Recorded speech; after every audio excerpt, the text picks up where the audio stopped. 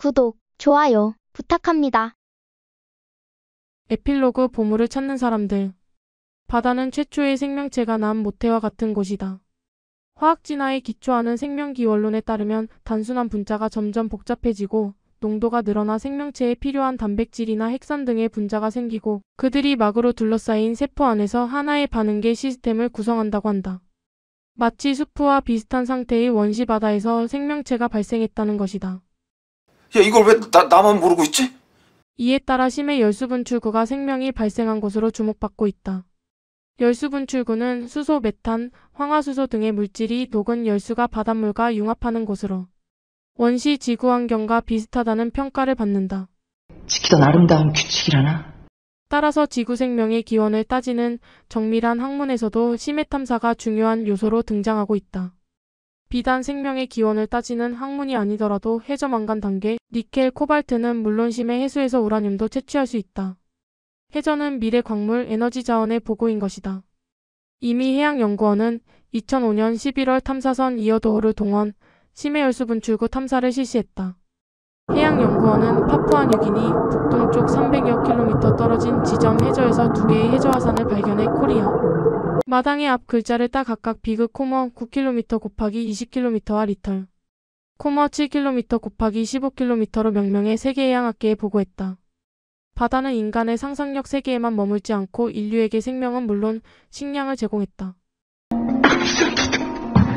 또 바다는 인류가 진보하는 데 가장 많이 기여한 효율적이고 유용한 운송로였다. 바다는 나무나 풀 등 물에 뜨는 모든 것을 활용하면 곧바로 훌륭한 운송수단이 될 수 있었기 때문이다. 여기에 노를 만들어 물을 휘젓거나 바람을 활용하면 더욱 효율성이 높아졌다. 본래 인류가 바다로 진출한 것은 4가지 이유였다. 하나는 식량을 구하기 위해서였고 다른 하나는 말 그대로 바다가 거기 있었기 때문이다. 같이 좀 먹고 삽시다. 이 2가지 이유는 3번째 이유인 탐험을 불러일으켰고 마지막 4번째 이유는 상행위를 위한 것이었다. 바다를 이용한 해운은 상품과 군대를 수송하는 데 가장 효과적이면서 저렴한 수단이었다. 이는 지금도 그대로 지속되고 있다. 하지만 바다는 유용한 만큼 위험하기도 했다. 바다는 지구의 움직임과 계절, 날씨에 민감하게 반응했다. 바다는 한번 격하게 반응하면 인간이 상상할 수 없는 엄청난 위력을 보였다. 인류는 이렇게 무서운 바다를 숭배하거나 한편으로 순응하며 또 계절에 따른 이치를 알고 바다를 다독거리며 함께 발전했다. 무슨 뜻인지 알겠나? 네. 물론 그 바탕에는 바다를 정복하겠다는 야심과 모험심이 작용했고 이는 인류 역사와 함께했다. 원시인들은 아마 구석기 시대 전반 BC 70만 년부터 20만 년 사이 어느 시점에 최초로 통나무에 의지해 바다나 강으로 진출했을 것이다. 의심할 바 없이 최초의 해저는 각각 다른 종족으로부터 온 2명의 동굴 인간이 해상에서 만났을 때 발생했을 것이고 승자는 패자를 물속에 빠뜨렸을 것이다. 그 중구 행기가 장난이 너무 심한 거 아니오? 일찍이 대부분의 사람들은 속이 빈 통나무배 마상이가 그 다음 세대일 것으로 보았으나 오늘날은 가죽배가 먼저 나타났을 것으로 보고 있다. 이 세대의 배는 구석기 시대, 후반 중석기 시대, BC 4만 년부터 8천년 사이에 신석기 시대에 나타났을 것으로 본다. 일찍이 BC 3만 년 전부터 당시에 존재하던 육상 통로를 통해서든지 원시적인 뗏목과 배를 이용해서든지 간의 대륙 이동을 한 증거가 남아있다. 100% 일치합니다. 연구 결과 카누, 갈대배, 뗏목, 납작한 짐승의 가죽 또는 가죽배 등 다양한 수단에 의해 이뤄졌을 것이다. 사람이 물에 젖지 않고 물 위에 뜨게 한 최초의 배는 아마도 코러클이라고 불리는 가벼운 나뭇가지로 만든 틀 위에 가죽을 씌운 배였을 것이다. 인류가 배를 이용한 것은 앞서 지적대로 상업적 목적과 전쟁 수행이다. 이 과정에서 수많은 배가 바닷속에 침몰했다.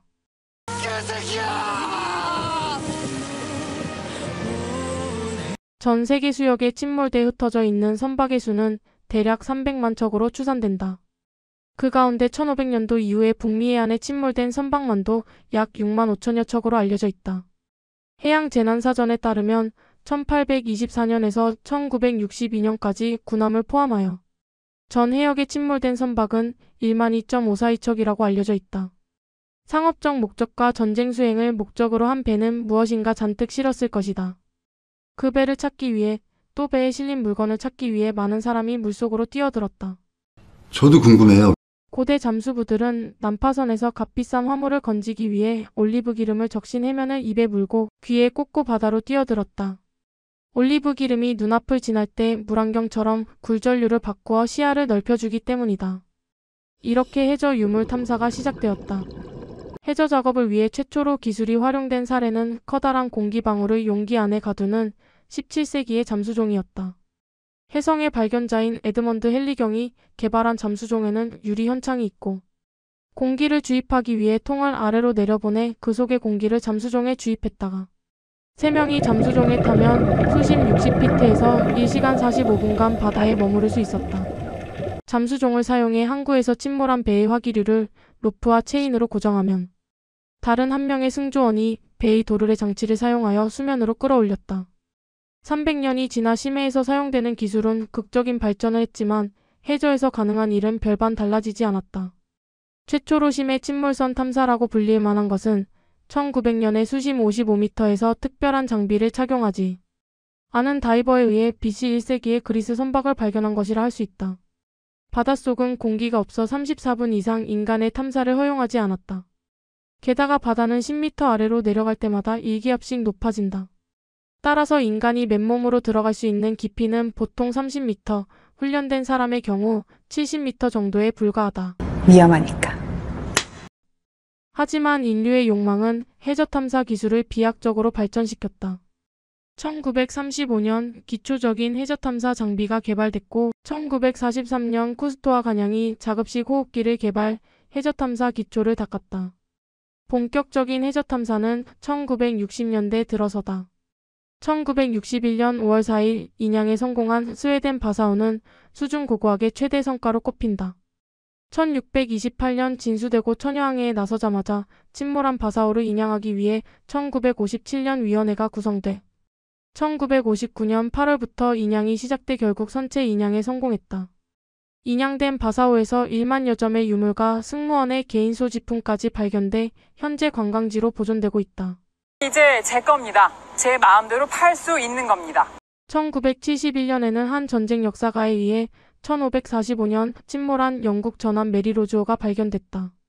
1979년에 이를 인양하기 위한 위원회가 구성됐고 1982년 선체와 함께 1만 9천 점의 유물이 인양됐다. 특히 60에서 70년대 동서냉전기간 심해 탐사를 시도한 기관은 군사용이거나 정보기관이었다. 1963년 소련 핵잠수함 트레저호가 수심 8,000피트 아래에 침몰하자 미국 해군과 정보기관은 심해 자망정을 개발했다. 세계 최초의 기동심해 자망정인 엘비는 1964년 6월 진수식을 치렀다. 미국은 또 스페인 팔로마레스 연안에서 연료를 공급하던 금유기와 충돌에 추락한 미공군 B-52가 싣고 있던 수소폭탄 1기를 인양하기 위해 수심 8,000피트까지 입수가 가능한 78톤의 대형 심해자망정 알루미노트와 개발된 엘빈을 사용했다. 엘빈은 10회 잠수 끝에 수소폭탄을 발견했고 미국 해군은 조명, 카메라, 집게가 달린 수중 로봇 CURA 케이블 조작 수중 연구선을 통해 폭탄의 뇌관을 제거했다. 1974년 미국 CIA가 극비로 추진한 글로머 익스플로러 프로젝트는 심해 망간체고를 내세웠지만 실제는 수심 2만 피트 아래로 내려보내 침몰한 소련 잠수함에 있는 암호기를 인양하는 것이었다. 제니퍼 프로젝트라는 암호명으로 시도한 이 프로젝트에 미국 CIA는 10억 달러를 투자했다. 하지만 이 계획이 언론에 폭로되자 소련이 극렬히 항의했고 이 문제는 미국은 물론 국제적 논란거리로 비약됐다. 그동안 미국은 명시적으로 포기한 침몰군함만 인양할 권리를 가진다는 당시 국제협약을 준수한다고 한 것이 거짓으로 드러났기 때문이다. 깊은 바다를 향한 각국의 기술 경쟁은 1960년 개발된 미국의 트리에스테 II호가 필리핀 부근의 마리아나 해구를 탐사 1912m의 잠수 기록을 세울 때까지 계속됐다. 동서냉전이 끝나자 군사용 심해저 탐사 기술은 망간, 퇴적층 발굴과 같은 해양자원 개발과 해양유전 개발 등 산업용으로 활용됐다. 그렇지! 심해저 탐사 기술은 고유가와 맞물려 해양유전 탐사 기술과 함께 급속히 발전했다. 이때 개발된 심해저 탐사 기술은 해양유전을 개발하는 데 결정적인 기여를 했다. 군사용으로 개발되던 심해저 탐사는 해양유전 탐사 분야에서 더욱 발전, 이어서 해저 유물 탐사로 이어졌다. 특히 1976년 페르시아만 멕시코만 해저 유전 탐사 경험을 가진 와튼 윌리엄스 사는 에딘버러 금괴인양으로 일약 세계적인 잠수회사로 명성을 떨치게 됐다. 1978년 북해 유전개발 사업의 침체로 이곳에서 활동하던 잠수회사들은 해저 인양에서 새로운 활로를 찾고 있었다. 사업의 발단은 잠수 전문가 키스 제소프가 정부기록보관소에서 찾아낸 자료로부터 시작되었다.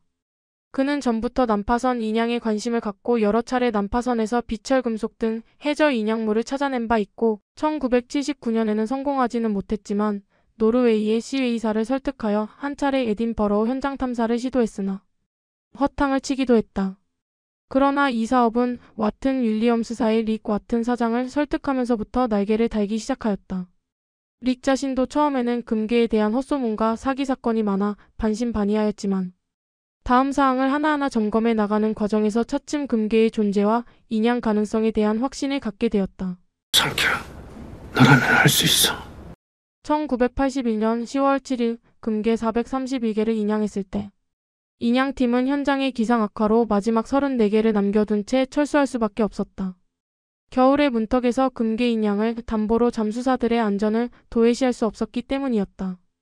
최악의 조건 속에서 기록적인 수심에서 성공적으로 인양을 해냈고 10월 8일 무르만스크항에서 구소련 정부의 지분 159개를 인도한 후 그 이튿날 무르만스크항을 출항하여 10월 16일 47일 만에 피터헤드항으로 무사히 되돌아왔다.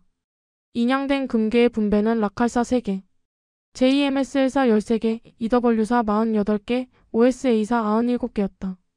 세기의 인양 사업은 온 세상이 깜짝 놀랄 만큼 대단한 성과를 거두었으나 사후 처리에는 곡절이 많았다.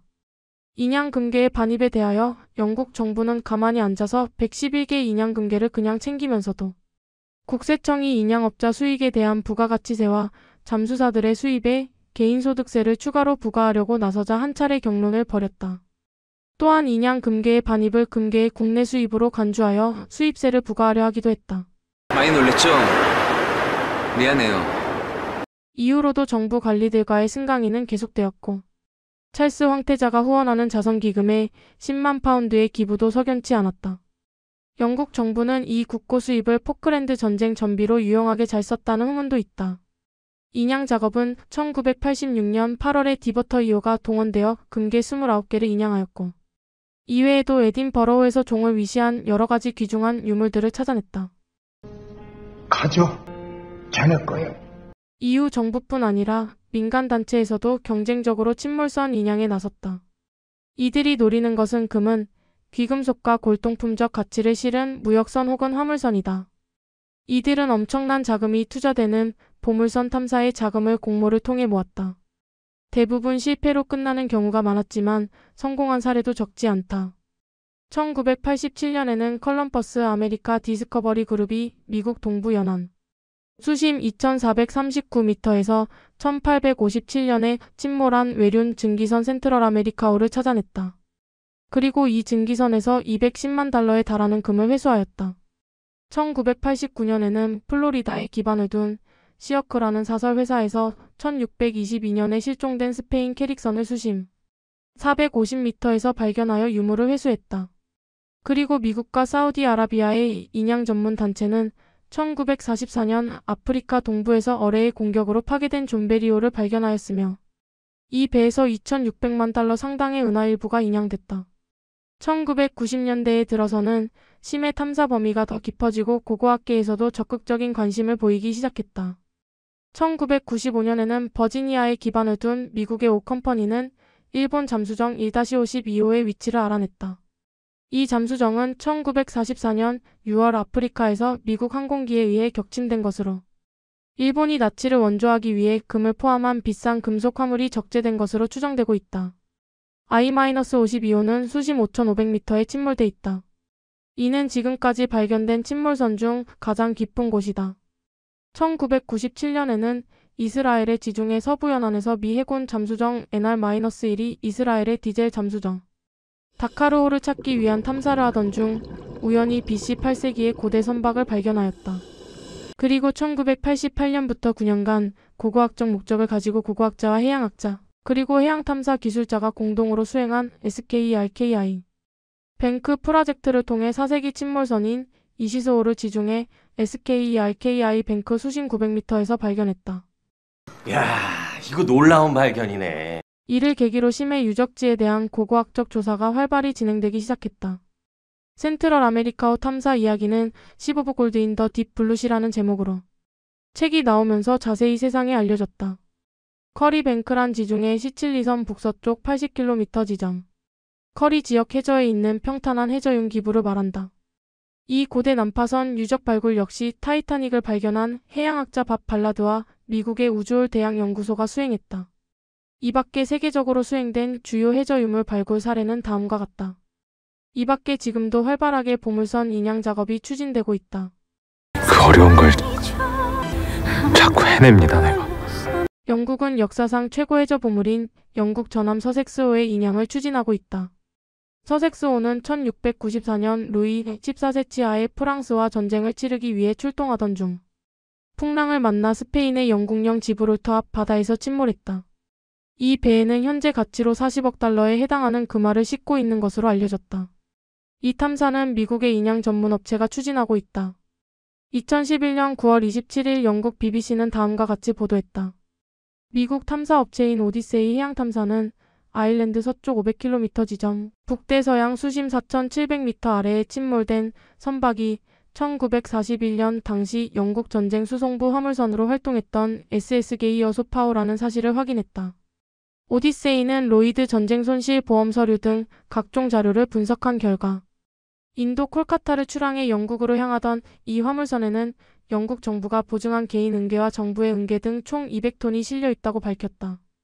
실제로 은괴 200톤이 인양될 경우 이는 침몰한 선박에서 발견된 보물 중 최대 규모이다. 현재 은 가격으로 계산하면 2억 1천만 파운드 약 3.858억 원에 이른다고 AP통신이 추정했다. 놓치지 않을 거예요. 이와 함께 오디세이는 은괴의 금이 2.5% 함유돼 있다는 서류도 남아있다며 실제 평가액은 더 늘어날 수 있다고 기대했다. 과학기술의 발달은 과거 접근조차 불가능했던 심해저에 대한 탐사도 가능해졌다. 게다가 금은 수백, 수천 년이 지나도 변하지 않는 특성 때문에 침몰선 탐사는 더욱 늘어났다. 현재 과학기술의 정교함은 바다에 침몰한 배의 경우 어떠한 악조건에 위치해 있든지 탐사하지 못할 것은 거의 없다. 더구나 이 탐사와 기술 비용이 빠르게 떨어지고 있어 이른바 보물선 사냥꾼의 좋은 목표가 되고 있다. 브라보. 많은 사람들의 주요 관심사는 고고학적 발굴보다 상업적 가치가 있느냐의 여부이다. 해양 고고학적 가치와 상업적 가치의 충돌이 불가피한 것이다. 무분별한 발굴로 해저문화 유산의 훼손이라는 문제가 제기되기도 한다. 이러한 문제가 국내적 문제일 경우 그나마 국내법으로 처리하면 되지만 국가 간 분쟁이 벌어지는 경우가 많아졌다. 배와 항공기 소유국가와 침몰지역 국가 간의 분쟁이 그것이다. 배와 항공기와 같은 이동하는 물체와 근현대 이후 국가의 변천 등은 매우 복잡한 국제적 분쟁을 야기시켰다. No, God! No, God, please, no! No! No! 1970년대까지 연안국 영해에서 발견된 해저 유물은 연안국이 소유권을 가지는 것이 일반적 견해였으나 원산지 나라의 이익도 고려해야 하고 특히 돈스코 이호와 같이 군함의 경우 국제법상 복잡한 문제가 제기된다. 특히 공해상에 있는 해저 유물에 대해 법적 공방이 많이 벌어졌다. 문제는 후자의 경우처럼 해저 유물의 발굴이 타국의 관할권을 침해할 수 있으며 또한 해저 유물의 소유권 논쟁이 국가 간 분쟁으로 비화될 수 있다는 점이다. 실제로 2007년 미국 회사 소유의 보물선 탐사선에 대한 스페인 당국의 납포 행위에 대해 법적 공방이 있었다. 또한 러일 전쟁 당시 울릉도 인근 앞바다에 침몰한 러시아 돈스코이호에 대해 2003년 발견 후 아직 인양되고 있지 않지만 유물 발굴 이후 러시아의 소유권 주장이 제기될 가능성이 높은 상황이다. 그럼에도 불구하고 유엔 해양법 협약과 보호협약에서는 이러한 문제의 해결에 대해서 구체적인 언급이 없어 보완이 시급한 것으로 전문가들은 지적하고 있다. 무엇보다 1985년 타이타닉호를 발견하고 유족들의 반대에도 불구하고 이 배에 있는 유물을 인양하는 과정에서 많은 논란이 일었다. 특히 전 세계를 누비던 해양강국은 침몰된 선박의 원소유자 권리를 주장한 반면 연안국은 침몰 선박의 위치를 강조해 서로 접점을 찾기 어려웠다. 결국 이런 논란에 대해 세계국제법협회가 나서 1994년 해저유물보호협약 초안이 마련되고 1994년 유네스코 전문가위원회에서 해저유물보호국제협약 기초문안이 채택됐다. 최종 문안은 2001년 확정됐다. 해저유물 보호에 관한 협약을 위한 제4차 정부 전문가 속개회의는 2001년 7월 2일부터 7일까지 유네스코 본부에서 한국, 프랑스, 캐나다 등 90개 유네스코 회원국이 참석하고 미국, 팔레스타인, UN 산하기구, NGO 등 옵서버가 참관하는 가운데 표결을 거쳐 해저유물 보호협약 초안을 채택했다. 동초안은 의장이 부속서와 함께 전체를 총의로 합의, 총회에 상정하도록 제안하여 대부분의 국가가 동의하였지만 러시아가 표결을 강하게 주장하여 회의는 표결을 거쳐 채택하였다. 그 결과 한국, 일본, 중국 등 49개 국가가 찬성하고 러시아, 노르웨이, 터키, 베네수엘라 등 4개국이 반대했으며 영국, 독일, 스웨덴, 네덜란드, 프랑스, 헝가리, 칠레, 그리스 등 8개국이 기권했다. 이 과정에서 미국은 초안 채택에 반대했을 뿐 아니라 협약 발효도 협약 당사국에게만 유효하고 비가 입국에는 적용되지 않는다는 입장을 표명했다. 마무리하는 게 쉽지 않네요. 해양 대국으로 침몰 선박의 원소 유주 가능성이 큰 미국이나 러시아, 영국, 네덜란드, 노르웨이 등은 이 협약에 반대 혹은 기권한 것은 당연했다. 또 해양 탐사 기술이 앞선 이들 국가는 연안국의 소유권을 어느 정도 인정하는 이 협약에 찬성할 리 없었다. 하지만 11월 유네스코 총회에서 투표의 영국 3분의 2 이상 찬성으로 이 해저유물 협약은 그대로 채택됐다. 그 주요 내용은 다음과 같다. 세계국제법협회의 초안과 달리 100년 이상 수중에 있는 인간거주 흔적 중 실체가 없는 흔적은 제외하고 100년 이상 수중에 있는 것만을 해저유물로 정의함. 해저유물의 현지 내 보존을 최우선으로 고려함.